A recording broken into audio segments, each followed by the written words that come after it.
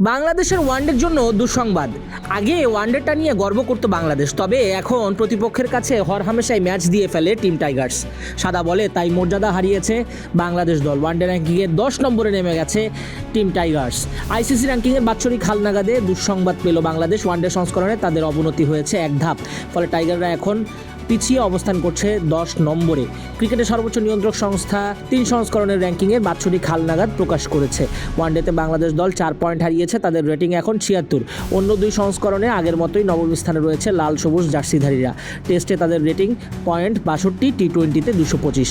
হালনাগাদকৃত র্যাঙ্কিংয়ে 2024 সালের মে থেকে এখন পর্যন্ত খেলা ম্যাচগুলোর রেটিংয়ের শতভাগ বিবেচনায় নেওয়া হয়েছে, আর আগের 2 বছরের ম্যাচগুলোর রেটিংয়ের 50 ভাগ হিসাব করা হয়েছে। ওয়ানডেতে বাংলাদেশের সাম্প্রতিক পারফরমেন্স মোটেও আশাব্যঞ্জক নয়।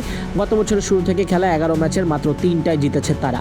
10-এ নেমে যাওয়া টাইগারদের উপরে আছে ওয়েস্ট ইন্ডিজ নবম স্থানে, ইংল্যান্ড অষ্টম স্থানে, আফগানিস্তান 7 নম্বর স্পটে অবস্থান করছে।